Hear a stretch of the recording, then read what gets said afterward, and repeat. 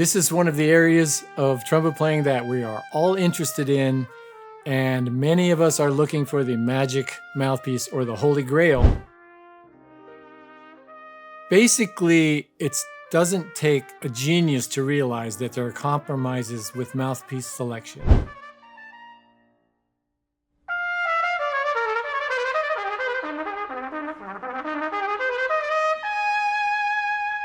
Keep in mind, of course, that individuals are all different, and one mouthpiece that might work well for one player is not necessarily going to work fantastically for another player. One of the big questions, though, is how do you go about choosing a mouthpiece and what are we looking for?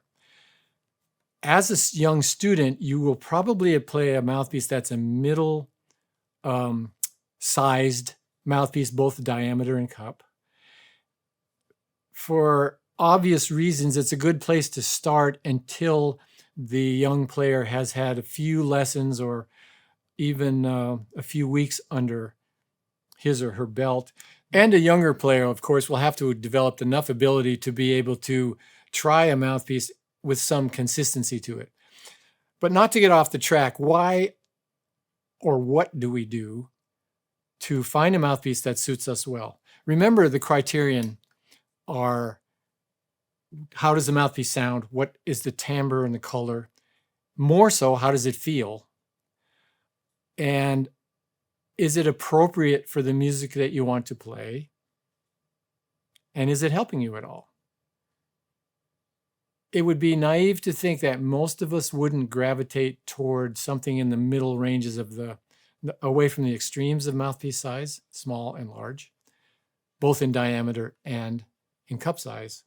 I do think, and I will just come right out with it strongly as I usually do, that most mouthpieces in the range of a Bach 1, 1 1/4, 1 1/2 are too big to be efficient for most players. There's a lot of disagreement there because of the history of orchestral playing and use with C trumpet for sure. But a bit smaller mouthpiece can really help with efficiency and endurance and somewhat range too. Now, when I say the following, which is, I think people should play the smallest mouthpiece they can play well with the sound that they want to have and the correct sound for the job, in quotations. While this is true, a lot of people misinterpret that to be you should play a tiny mouthpiece, which is not true. Some people will, some people won't. Again, most of us should play a mouthpiece that helps us to play better. My mouthpiece is a long-term developed product that had little tiny changes made to it over a long period of time. When I left the Eastman School of Music, I had an opportunity to play in the San Antonio Symphony as first trumpet, or to go on the road with a big band called the Woody Herman Thundering Herd, quite well known at the time. I chose to do the jazz band on the road and began to experiment with mouthpieces that were a little bit smaller than I'd been playing before. For obvious reasons, the sound character of a big band is totally different than an orchestra, etc. And playing B-flat trumpet. So I had noticed that I liked to play, at the time I was experimenting with Schilke products because it was more accessible from where I was. And there was no such thing as Amazon Prime to take care of that kind of shipping and sort of thing. I noticed that the Schilke 13 diameter, and these numbers are random. They're just associated with the manufacturer. They don't cross compare to any other manufacturers, unfortunately. The Schilke 13 was really narrow, and the Schilke 14 was really wide compared to my comfort zone. I did much better with the 14 diameter. So I looked up the measurements for these mouthpieces, and I asked them to make me a mouthpiece that was halfway in between these two in diameter and had one of their cups that was called an A cup, which was their shallower cup, but it wasn't that shallow in terms of space. There was a lot of room on the side. And I only mention that specific because I wasn't interested in breaking glass and tearing sheet metal with my sound, and I never have been. The mouthpiece that came out of that I used on the road quite a long time. It was just a one-off custom. It has its shortcomings and its challenges in terms of intonation inconsistencies. And the bottom of the mouthpiece was just Schilke standard sizes, which means, or which refers to the fact that all mouthpiece manufacturers have their own tools, which are different, and they come up with different back bores, which is the bottom part of the mouthpiece. And they come up with different shapes for going from the throat, which is the hole of the bottom of the cup, into the back bore. They have different shapes inside there that really affect the intonation and the feel of the mouthpiece and the openness or the resistance that can happen. Because a lot of players do enjoy some resistance. They don't just want a totally open feeling. They're able to balance playing better while creating volume, and playing softly and things like that are more manageable than just a wide open mouthpiece.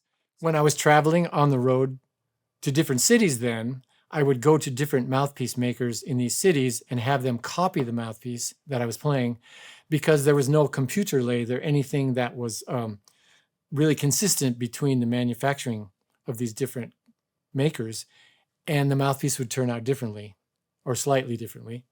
And if it played better, I would just switch right there, which happened quite a few times. I had the Schilke mouthpiece and then a Giardinelli from New York, which I played quite a long time. Now, when I go back to it, actually, it's not a great mouthpiece for me anyway. Now, I had Bob Reeves in New York. Bob Reeves in Los Angeles make a mouthpiece. And evolution happened.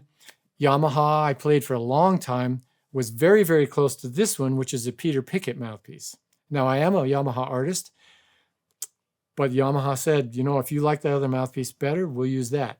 I will say that if I lost this mouthpiece and was unable to get a duplicate, I could play the Yamaha mouthpiece pretty well and without much difference. The thing I like about the Peter Pickett, which is probably, again, due to the fact that he has different tools than Yamaha makes, and also he's in the United States where it's easier to work with them than in Japan, which I had to do at the time. I liked the feeling a little bit better, and I feel like I got a bit more harmonic structure out of the tone that was created through this particular mouthpiece. That's enough detail on that. The two characteristics you need to consider in choosing a mouthpiece or changing mouthpieces is the ease of execution of playing and the sound character that you're getting on your trumpet. Is it what you want? Is it beautiful for what you need? And are you able to play with the correct sound for the music you need to play in your ensembles, in your solos, and in any setting that is important to you or is most of your activity? How does the mouthpiece sound on your trumpet, make your trumpet sound, and how do you interface with it? How easily, how comfortably? There is compromise, and I'm a really big example of compromise. I have chosen to go kind of in a middle direction where when I lean on the instrument, it can get commercial sounding.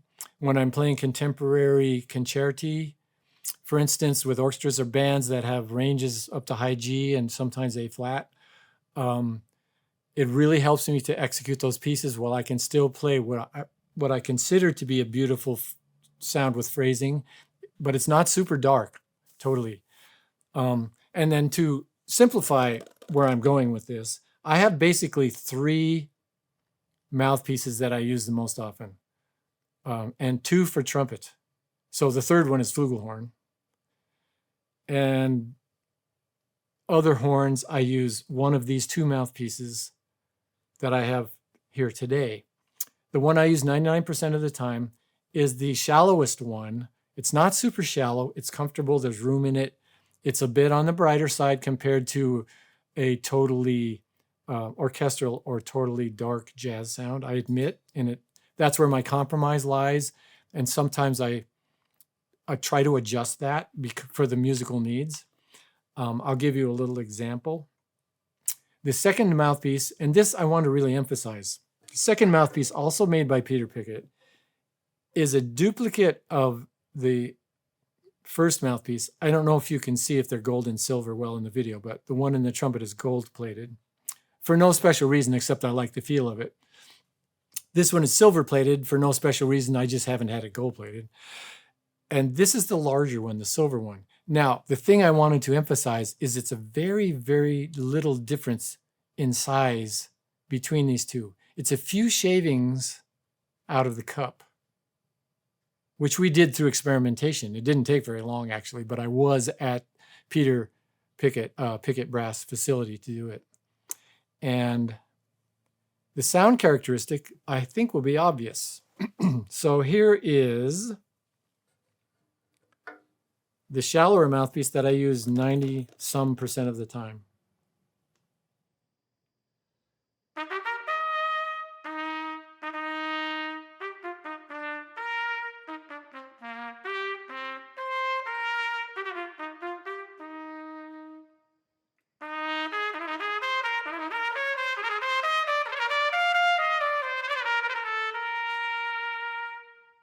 Now the mouthpiece that has a very slightly deeper cup.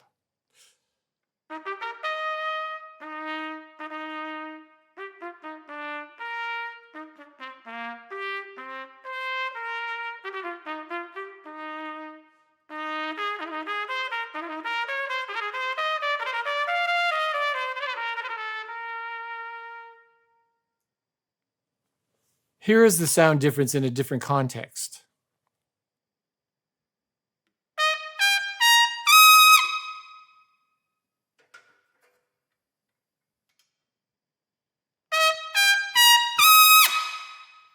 Now, obviously, that's a bigger sound with the same person and the same effort up high in a more commercial sense. And I think it's fairly obvious when you listen that the color change was significant with the larger silver mouthpiece.